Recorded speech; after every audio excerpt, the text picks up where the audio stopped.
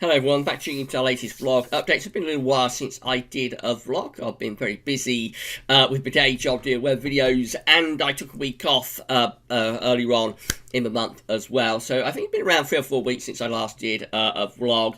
And of course the topics for the vlogs are very varied on this channel. So we've talked about the coronavirus, we've talked about personal issues for me, such as when I had a mouth cancer scare. We've talked about YouTube in terms of downvotes and subscription and notification and all that sort of thing. And we have also discussed lighter issues as well, like lockdown, haircuts, and whatnot. It's been a little while since I did a vlog on the coronavirus, and that's really where I started with these vlogs on the channel back in lockdown. I started doing some videos initially on the coronavirus. It's been quite a while since I did one, so I thought for this one we will probably go back and revisit the coronavirus. What I want to talk about in this video, in this vlog, is the idea of a second wave. So I've been hearing a lot about this in the media over the past few days about whether we are on the verge of a second wave of the coronavirus, which is possible we are, but we might also just be seeing a continuation of the first wave of the coronavirus, when it never really went away, and of course the cases sort of dissipated when we all went into lockdown, but now we are beginning to ease the restrictions and get back to some sense of normality. We're just seeing the virus beginning to flare up again, as it will do. You know, until there is a vaccine, we will continue to have to live with the coronavirus, with COVID-19, unless there's a vaccine that can properly sort of eradicate it. There may never be a vaccine, but hopefully there will be. Anyway, I'll talk about the idea of a second wave, and also what could be driving this latest resurgence of the coronavirus. It looks like it could be particularly targeting younger people this time, because the first wave particularly when it started, when the crisis started, it was particularly targeting elderly people and people with existing medical problems, but now it could be younger people who are getting this, purely because they're the ones that are sort of trying to get back into a sense of normality, whereas probably elderly people and people with medical conditions are probably still shielding quite a lot. Anyway, we'll get into it all in a moment. Just saying, if you're enjoying the vlogs of the channel, please like, share, subscribe. Let us know in the comments what you think. So I am on the Guardian website for this, guardian.com. And the headline is "One Big Wave, Why COVID-19 Second Wave May Not Exist." And the byline is "With no evidence of seasonal variations, the WHO warns the World Health Organization, of course, warns the initial coronavirus pandemic is continuing and unfortunately is accelerating too." It doesn't give us the name of the writer of this piece, unfortunately. Oh yeah, there it is over on the side. It's Peter Beaumont and Emma Graham Harrison. So the piece begins: "The COVID-19 pandemic is currently unfolding in one big wave, with no evidence that it follows seasonal variations common to influenza and other coronaviruses, such as common cold, the World Health Organization has warned." Amid continuing debates about what constitutes a second wave, a resurgence or seasonal return of the disease, Margaret Harris, a World Health Organization spokesman, insisted that these discussions are not helpful ways of understanding the spread of the disease. And this person, Margaret Harris, is quoted as saying, "People are still thinking about seasons. What we all need to get our heads around is this is a new virus, and this one is behaving differently," Harris told a virtual briefing in Geneva, urging vigilance in applying measures to slow transmission that appears to be accelerated by mass gatherings. She also warned against thinking in terms of virus waves, saying it's going to be one big wave. It's going to go up and down a bit. The best thing is to flatten it and turn it into something lapping at your feet. The reality is that the issue of second waves has been a contentious one, much talked about by politicians, including Prime Minister Boris Johnson and the media, but often very ill-informed. We've now agreed upon scientific definition. The term second wave has been used to mean anything from localised spikes in infection to full-blown national crisis, leading some experts to avoid it. Another quote, second wave isn't a term we would use in epidemiology at the current time, as the virus hasn't gone away. It's in our population. It has spread to 188 countries so far, and what we are seeing now is essentially localised spikes or a localised return of a large number of cases, said Linda Bold, Professor of Public Health at University of Edinburgh. And so it goes on. So there is a little bit of, it is a little bit controversial what constitutes a second wave. But I think what's happening really with this is less of a second wave, really, and it's more like a continuation of the original coronavirus outbreak that we managed to push down and flatten down a lot due to going into lockdown. But because we have all started to re-emerge from lockdown, everybody's beginning to mix a lot more, the virus is just starting to spread, which, as I said at the start of the video, is just something that the virus will do until there is some way of probably eradicating. Well, there's two ways that this can end. The first way is that everybody gets it, and then the virus can't infect anybody. It just runs out of people to infect. So not everybody needs to get that, but a high proportion of the population needs to get it, and then the virus will kind of run out of steam unless it mutates and goes into another form.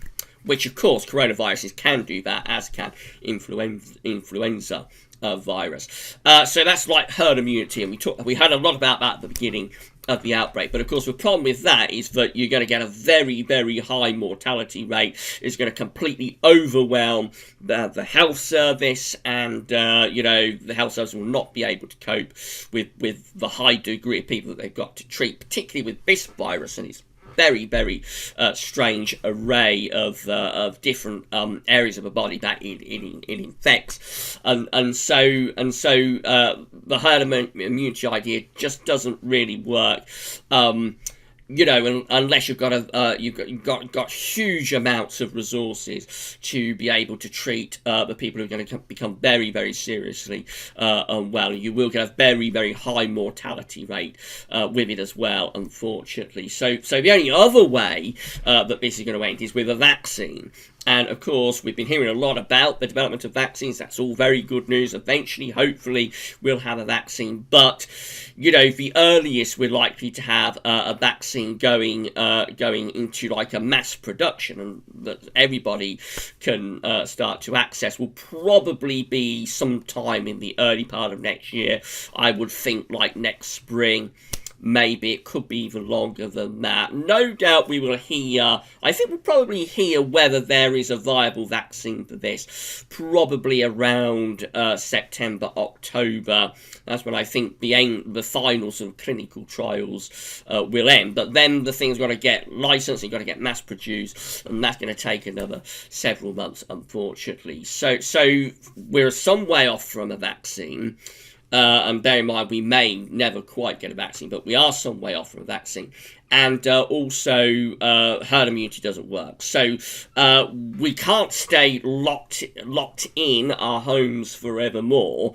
But we have still got to be very, very careful and very cautious as we emerge into, like, it's not going to be normality. We can't go back to, like, how things were at the beginning of the year. So it's like, as we emerge into a a new normal, if you like. So we're going to emerge into a new normal where we've still got to do all of the things that we learned at the beginning of the crisis. So we've got to wash our hands, we've got to wear masks and gloves, social distance, maybe not social distance as much as we had at the start of the crisis, not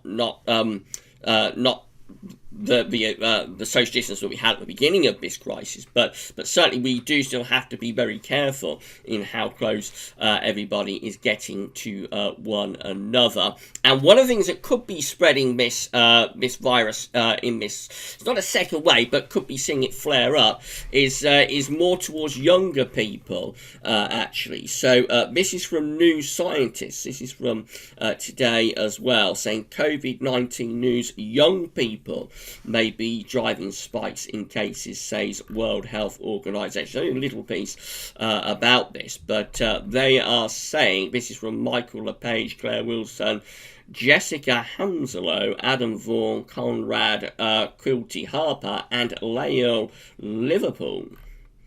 Okay, so it's only a small piece. They're saying raising coronavirus infections among young people could be driving recent spikes in cases across Europe, says Hans Klorg, the World Health Organization's European Regional Director. In a BBC report today, Klorg said he has 2 daughters and understands that young people do not want to miss a summer, but added they have a responsibility towards themselves, their family members and their communities. The Netherlands is among countries which have reported higher infection rates among younger people, with about a quarter of people who tested positive there last week, aged between 20 and 29. Earlier this week, officials in Brittany, France, ordered curfews on beaches, parks and gardens in an attempt to prevent large gatherings of young people in particular, according to local leaders. Officials in Spain have also imposed similar curfews, with bars and nightclubs in Catalonia required to close by midnight since Friday.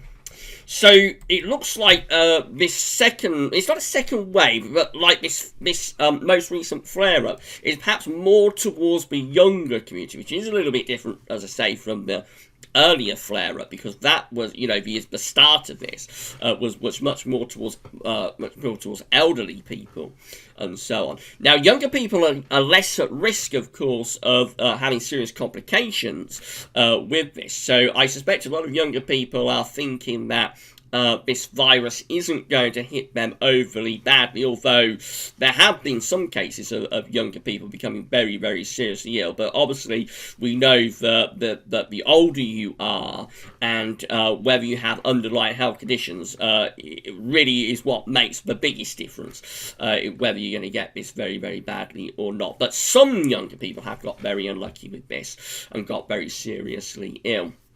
But of course, what we don't know, even if younger people only have a mild illness and may not even know they've got it, and so they think it's a risk worth paying to be able to get out and enjoy themselves, what we don't know is whether they are then spreading it, though, to more vulnerable communities. So these younger people are going to have parents, they're going to have grandparents. Grandparents in particular are going to be very, very at a high risk of getting this virus in a really bad way, and potentially losing their lives, unfortunately. And so we don't know whether these younger people are spreading that onto their families. So it's understandable, I think, that younger people want to get out into the summer sun and they want to enjoy themselves and so on. But they have still got to, enact the precautions that we learned at the beginning of this crisis. So again, hand washing is very, very important with this. I suspect that a lot of people are beginning probably to slip back into bad habits when it comes to hand washing. Hand washing is such a simple method of not just avoiding coronavirus, but avoiding so many viruses. And it's an old method that our grandparents, our great-grandparents, and our great-great-grandparents knew so well. Cleaning our hands with soap and water is one of the surefire ways of avoiding not just coronavirus, but so many other viruses. I suspect a lot of people, not just young people, but I expect a lot of people of all age groups are probably beginning to slip back from the lessons we learned about hand washing. And also, yes, wearing masks if you can, wearing gloves as well.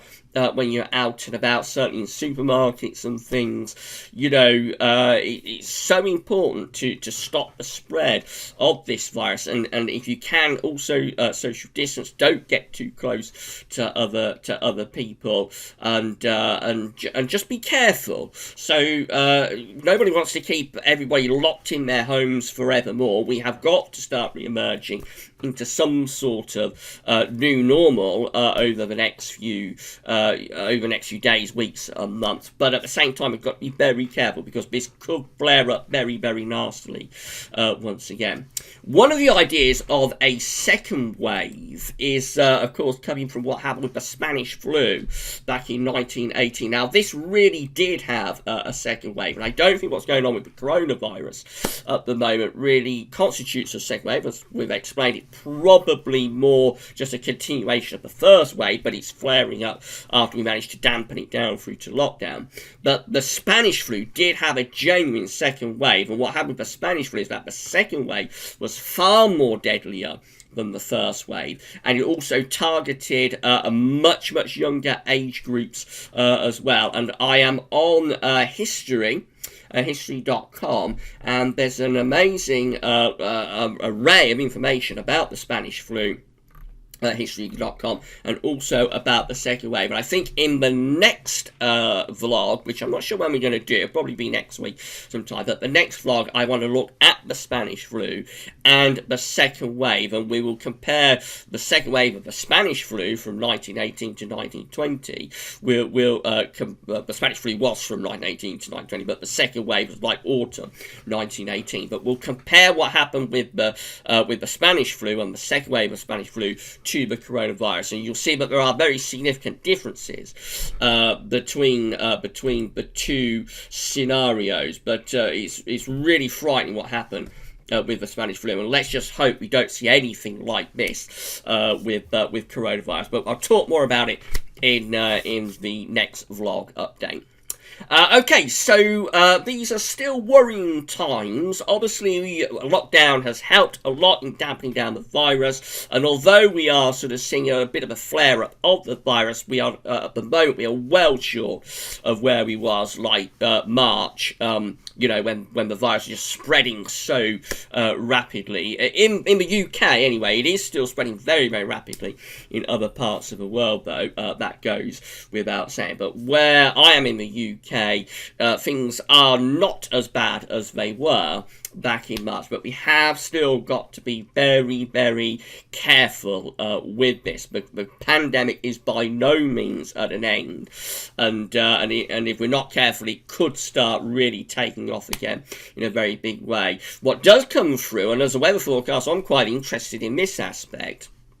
What does come through is that we don't appear to be seeing the seasonality with this virus that you tend to associate with sort of respiratory viruses like influenza, like coronavirus. We know that they tend to be quite seasonal viruses, but this one doesn't seem to have that sort of seasonality about it. So it looks like it could be like a year-round virus at the moment anyway, and that's something that has in common with swine flu, of course. You remember that swine flu back in 2009, which was a new virus again, that really peaked during the summer of 2009. But we got a vaccine for that very, very quickly, so that's probably why that happened. But yeah, new viruses tend not to have the sort of seasonality that we associate with existing influenza and or corona viruses, and just general respiratory viruses. New viruses tend to be kind of year round, and they will attack and strike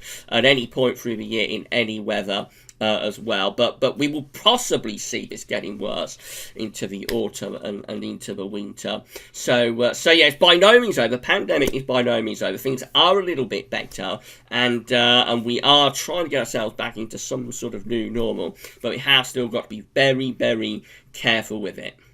Okay, let me know what you think in the comments. If you want us to hear more about the Spanish flu and the second wave of Spanish flu, let me know in the comments. Please like, share, subscribe, and we'll be back with a new vlog update very, very soon. That's all for now, and thanks for watching.